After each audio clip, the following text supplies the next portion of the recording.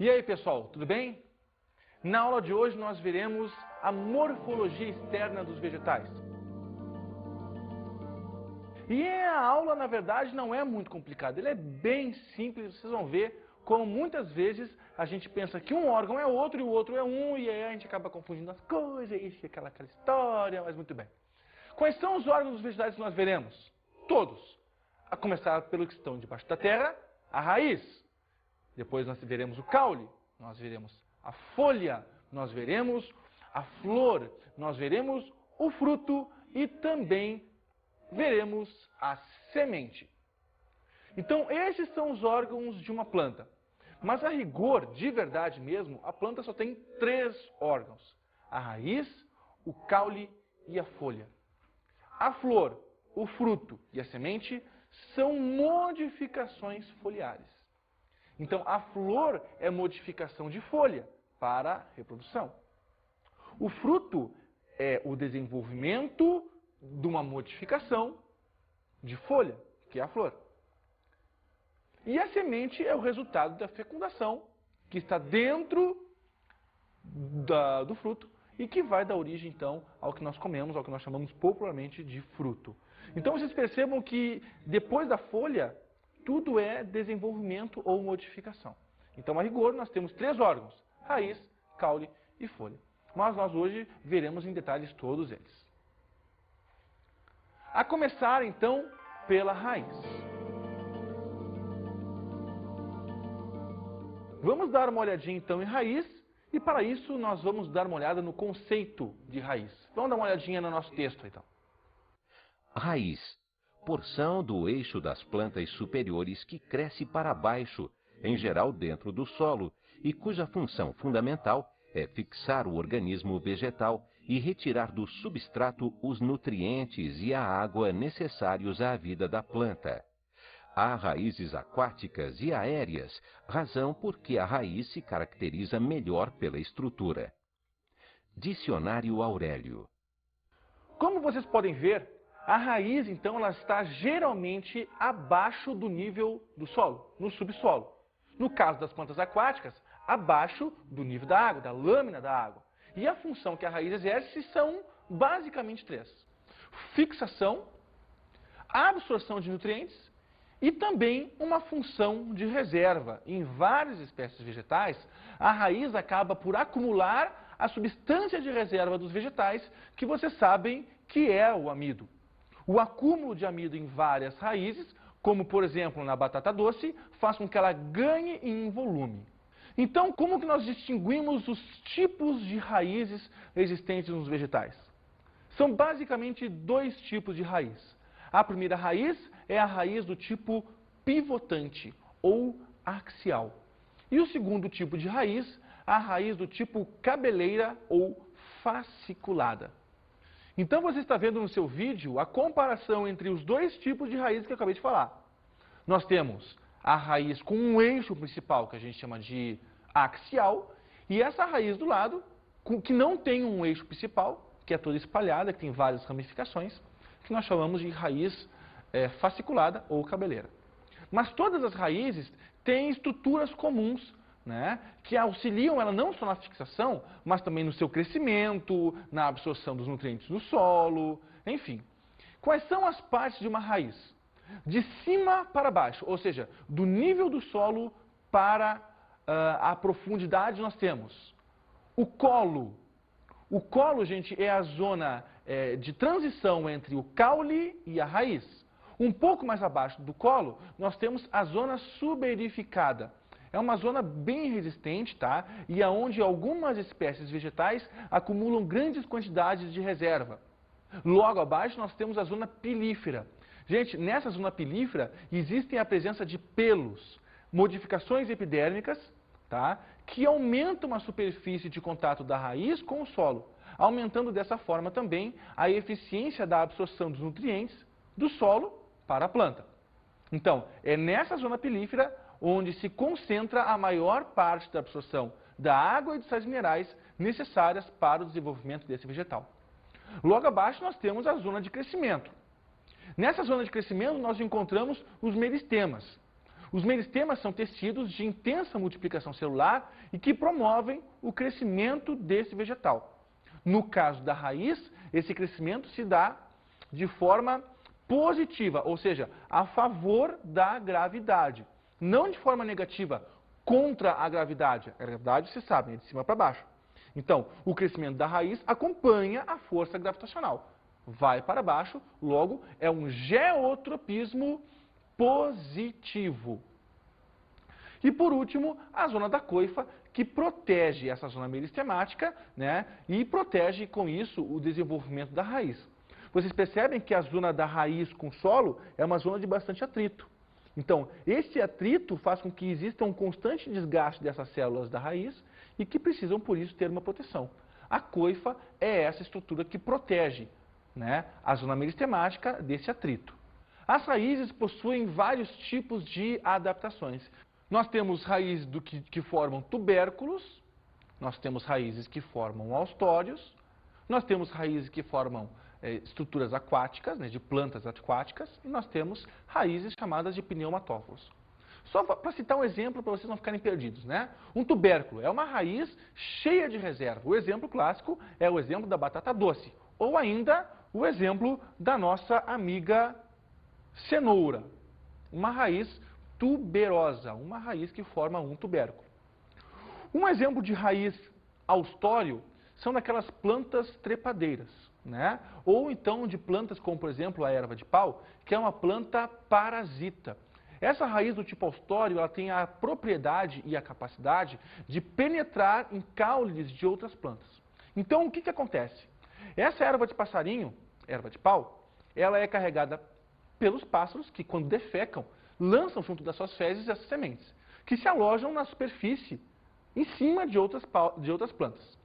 Quando essa semente germina e a planta se desenvolve, chega uma etapa da vida dessa planta em que ela penetra no caule da planta que ela está em cima, da planta que ela está habitando, e suga do caule da planta que ela está em cima a seiva ou elaborada ou bruta.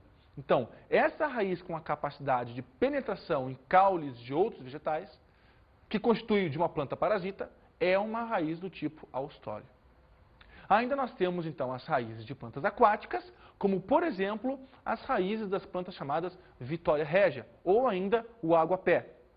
E, por último, as plantas que têm raízes chamadas de pneumatóforos, que são típicas de mangue, de ambientes salgadiços. Então, elas têm a capacidade de se voltar de novo para a superfície e ficarem expostas para conseguir obter o oxigênio necessário para a vida do vegetal. No mangue, né, a argila formada pela umidade, pela quantidade de água existente, faz com que as plantas tenham que buscar oxigênio de outra forma. Então, elas voltam, elas ressurgem do solo para obter, dessa forma, o oxigênio necessário. Aí no seu vídeo agora você está vendo, então, um exemplo de uma raiz chamada de raiz tabular. Ela tem esses braços compridos, não é verdade? Nesse primeiro desenho, uma raiz tabular de pequeno porte, e na segunda figura que você está vendo, uma raiz tabular de grande porte, não é verdade? Vocês conseguem estabelecer um parâmetro de comparação aí com essa pessoa que aparece ao lado desta árvore. Essa raiz, ela tem a propriedade de ajudar, então, a planta a manter-se ereta. São árvores, geralmente, de copas grandes, então elas precisam também de uma base bem grande. Vamos agora ver um pouco do caule.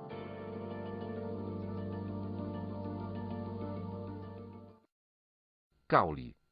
Parte aérea, provida de apêndices verdes ou folhas do eixo das plantas superiores, ligada à parte subterrânea ou raiz pelo coleto.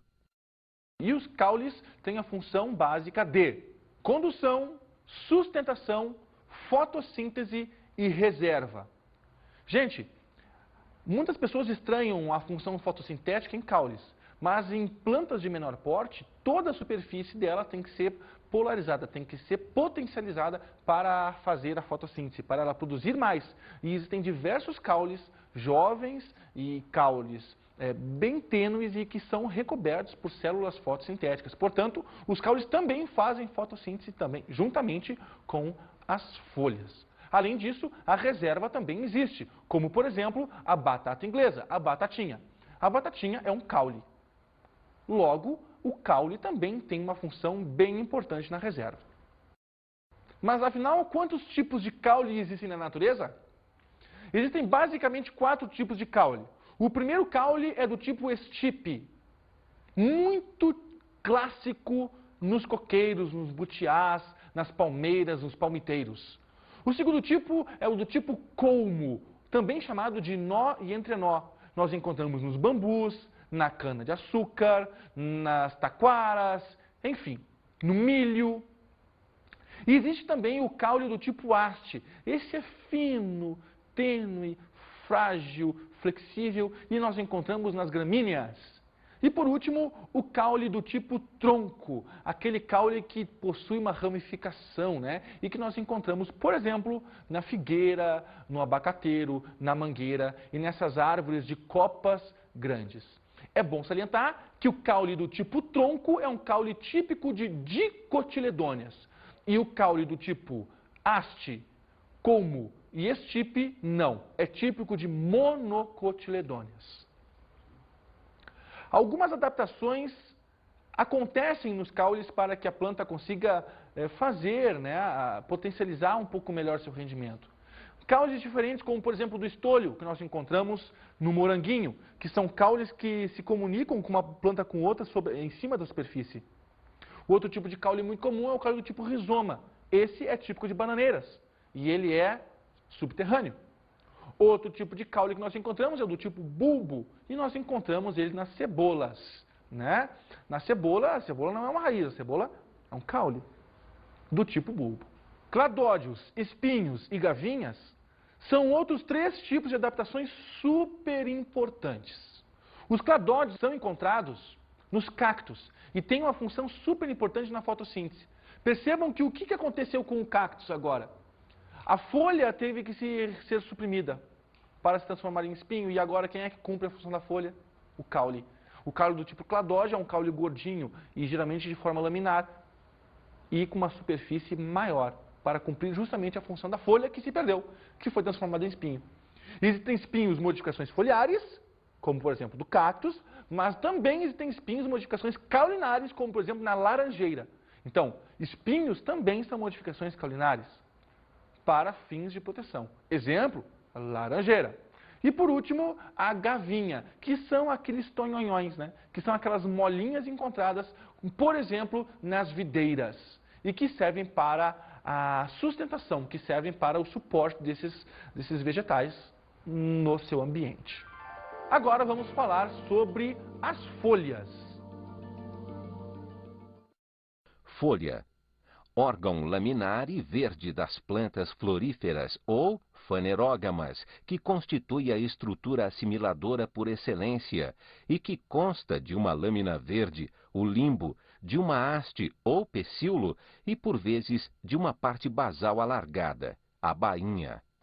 Existem 2 tipos de folhas. Uma folha chamada de folha completa e uma folha chamada de incompleta. A folha completa possui 3 partes principais. Uma superfície que nós damos o nome de limbo, uma haste que nós damos o nome de pecíolo, que é a união entre o limbo e o caule, e a zona de interseção, chamada de bainha. Folhas incompletas não possuem uma dessas partes, como por exemplo a folha da cana-de-açúcar, né? Que não possui pecíolo, só possui limbo e a bainha que abraça o caule de forma direta. Então essa folha é uma folha incompleta. Mas qual é a função da folha? A folha tem uma função fotossintética. Ela tem uma forma laminar para diminuir a sua relação volume-superfície, tornando dessa forma o rendimento fotossintético muito maior. As folhas também têm as suas modificações, as modificações foliares, que podem servir tanto para a nutrição quanto para a proteção.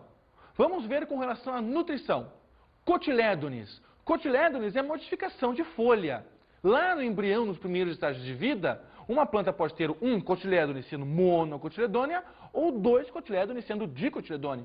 E essa cotiledônea, então esse cotilédone, é justamente isso, uma modificação foliar para fins de nutrição do embrião.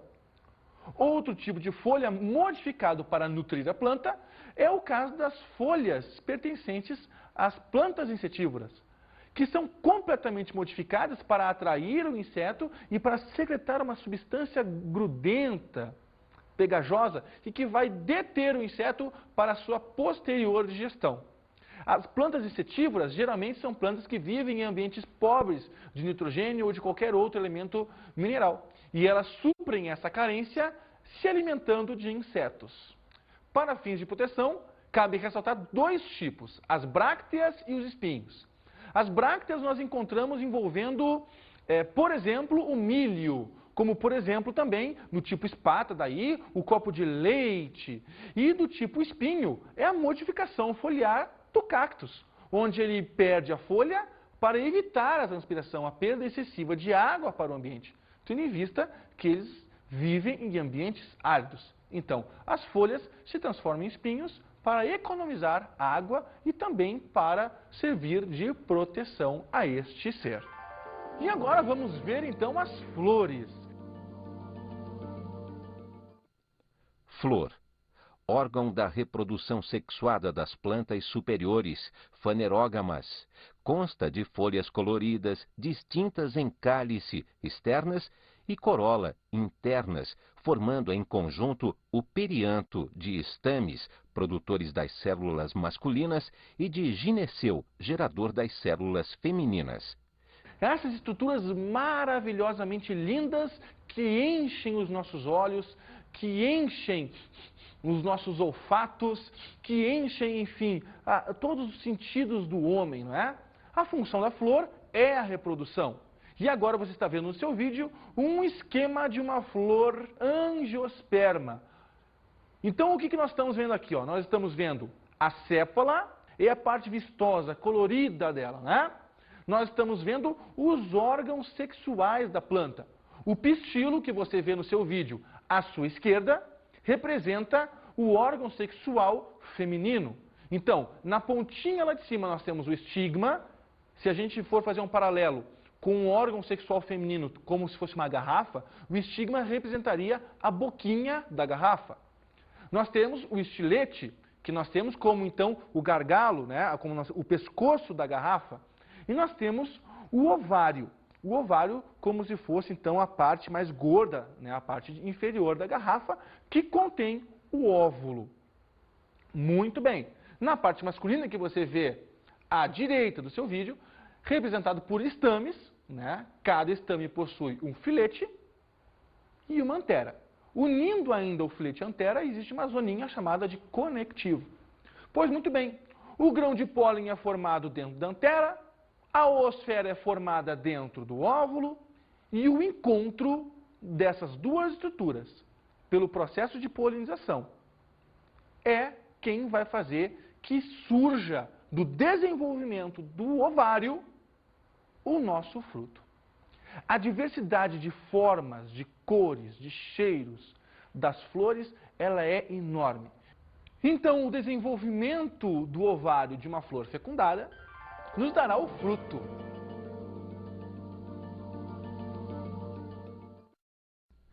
Fruto. Órgão gerado pelos vegetais floríferos e que conduz à semente, resulta do desenvolvimento do ovário em seguida à fecundação.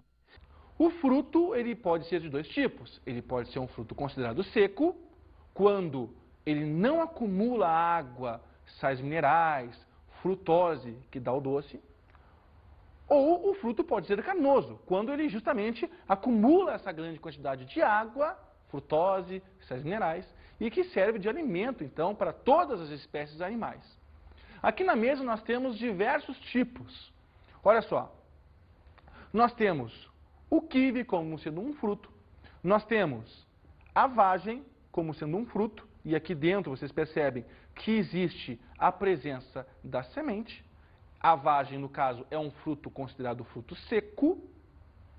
Nós temos o tomate, que muitas pessoas pensam que é um legume, mas na verdade é um fruto, porque é desenvolvimento de ovário. Nós temos o abacate, que também é um exemplo de um fruto clássico. Nós temos, por incrível que possa parecer, o milho. E isso aqui não é o fruto, isso aqui é uma infrutescência. No caso do milho, o milho é um fruto seco. Cada grãozinho de milho, deixa eu pegar um aqui, cada grãozinho de milho é um fruto seco. Acredite se quiser.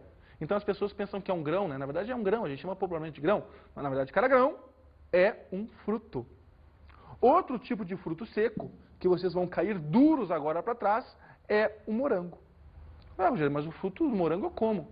Queridos amigos, o fruto do morango não é o vermelho. O fruto do morango é cada bolinha essa que você está vendo na superfície do fruto. Cada pontinho esse aqui, ó, constitui um fruto seco. Que coisa incrível, né? No caso do pêssego, pêssego também é um fruto clássico. O alho, o que é um alho? É um fruto? Não. O alho é um caule. A banana é um fruto. E eu pergunto para vocês, que tipo de fruto é a banana? A banana é um fruto do tipo partenocárpico. Ou seja, a banana, para se desenvolver, ela não precisa da fecundação de uma flor.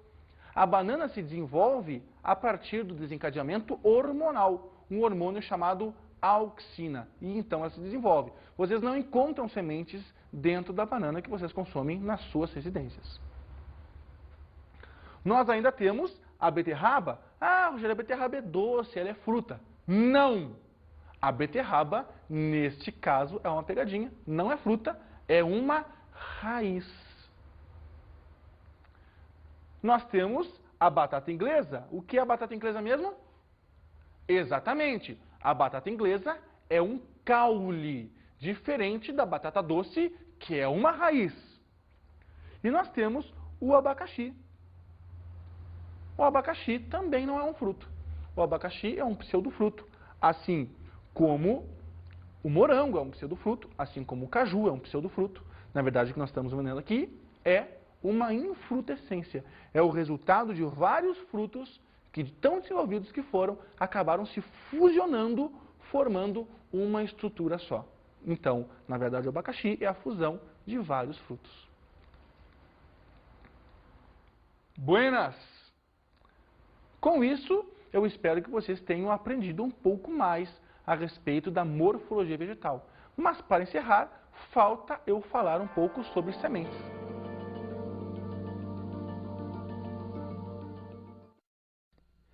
Semente.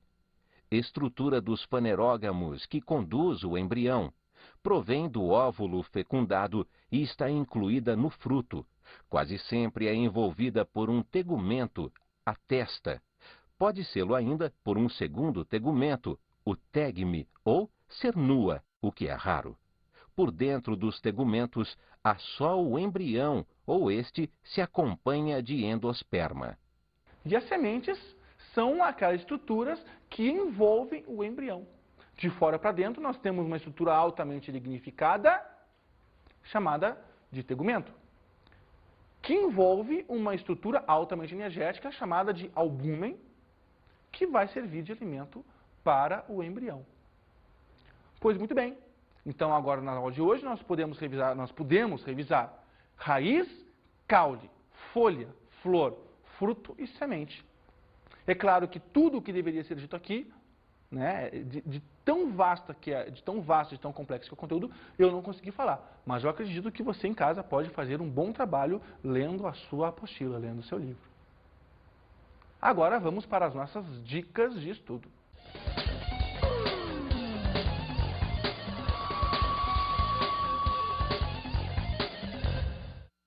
Na dica de estudo de hoje, eu vou propor uma coisa super desagradável.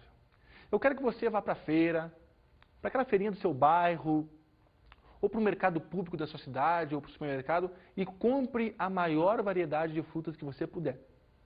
E antes de comer todinhas elas, analise detalhadamente todas as estruturas, cortando-as ao meio, enfim, observando de fato as estruturas que pertencem a elas e vendo se é um pseudofruto ou se é um fruto verdadeiro. Para isso, é claro, você pode fazer essa atividade em grupo, pesquisando a bibliografia adequada. Gente, com isso eu desejo a vocês uma boa janta um bom almoço e bons estudos!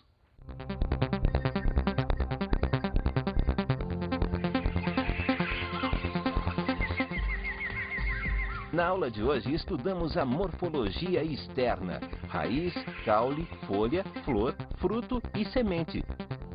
E a função que cada um desses órgãos desempenha no vegetal. Bons estudos!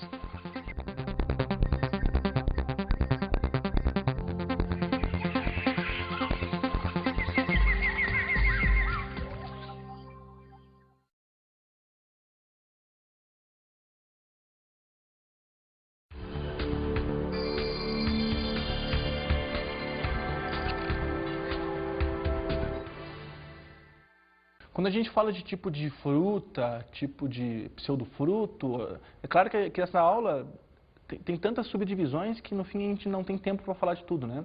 Mas imagina que legal tu poder proporcionar para o teu aluno um momento de encontro assim com uma mesa farta como essa em sala de aula. Vai fazer com que ele tenha uma atenção muito mais redobrada no assunto, com que ele desperte seu interesse, enfim, com que a aula seja verdadeiramente uma festa. Isso com certeza ia marcar a vida de todos eles, assim como marcou a minha quando eu fui fazer meu segundo grau, que meu professor chegou e me ofereceu essa mesa, e para os meus colegas também, e eu nunca mais esqueci sobre esse assunto. Seria legal que você também pudesse fazer isso no seu colégio, enfim, fizesse uma feirinha antes, conversasse com outros professores, ia ser bem legal. Gente, bom trabalho!